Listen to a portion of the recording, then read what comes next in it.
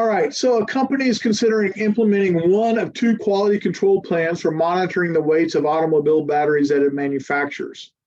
If the manufacturing process is working properly, the battery weights are approximately normally distributed with a specified mean and standard deviation.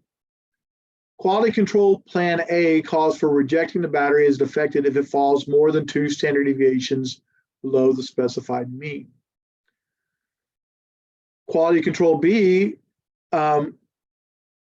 calls for rejecting a battery as defective if it falls more than 1.5 interquartile ranges below the lower quartile of the specified population.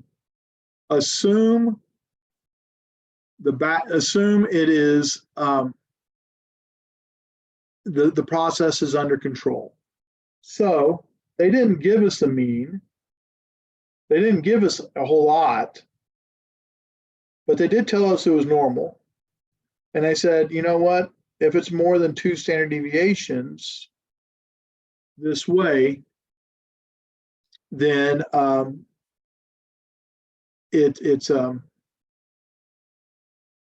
going to reject it.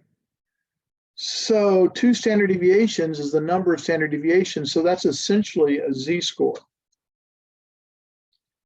So we want the probability that z is less than -2. And the reason I'm drawing the picture is if that's a z-score, that means my mean is 0, and this is -2, and I need that area. So I want the probability that z is less than -2, and I can do that through a norm. Oh, so that's the probability that -2, excuse me, that we get, well, all I have to do is the norm CDF on that. But when I do that, second vars, norm CDF, lower bound -infinity, upper bound -2, mean of 0, standard deviation of 1, and I get 0.0227. Now, alternatively, I could have said, hey, 2 standard deviations.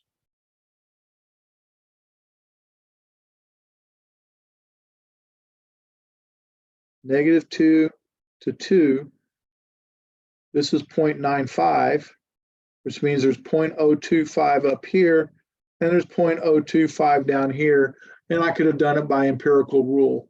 And they would have accepted this work or claiming it by empirical rule and drawing the picture that I just drew right here and getting 0.025. Either one of those would have been full credit response for part A. So what's the probability that at least 2 of the seven randomly selected batteries will be rejected by plan A? So we have a specific number of trials. We have a set probability. And by the way, I'm going to use the empirical rule probability because it's nice and round. And I'm interested in 2 or greater. So 7 choose 2, 0.025 squared. 7 minus 2 is that. Do the same thing here. Alternatively, I could have done 1 minus 7 choose 0,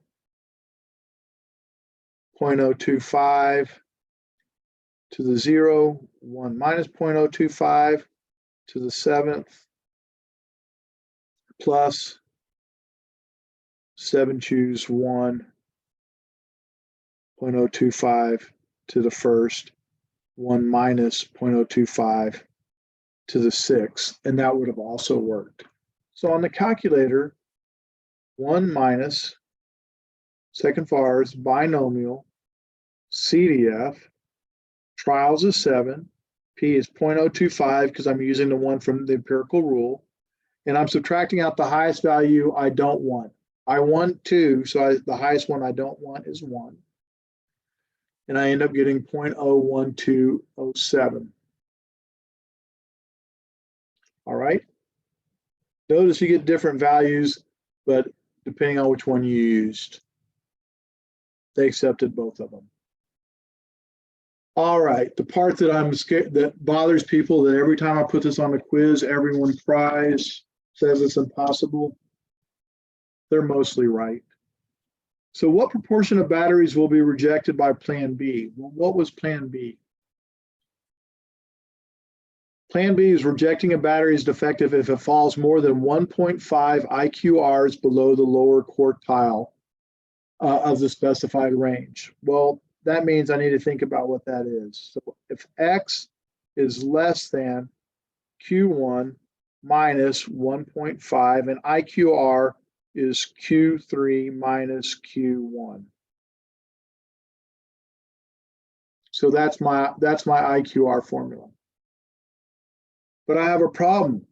I don't have those values. But I know that Q1 is at the 25th percentile.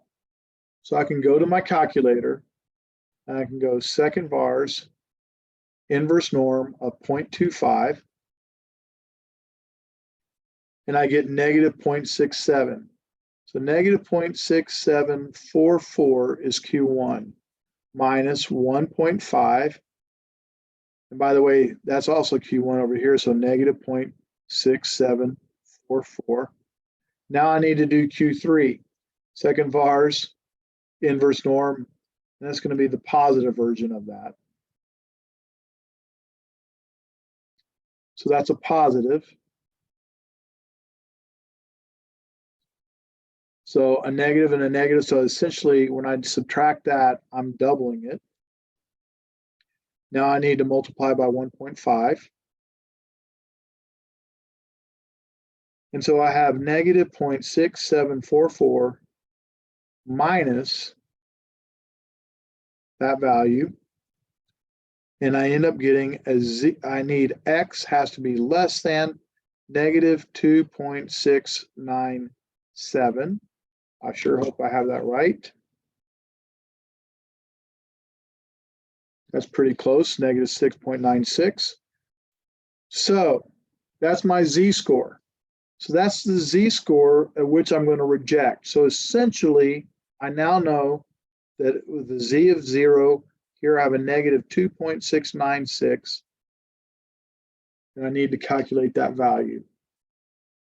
Second vars, normal CDF, lower is negative infinity, upper is negative 2.696, mean of 0, standard deviation of 1, and I end up getting 0.0035 or 0.35%. So under Plan B, I only reject 0.35%. And that's a pain of a problem. Okay, so basically the key to this is to know that I have to convert Q1 to the 25th percentile and get a Z-score, and then I have to do the same for Q3.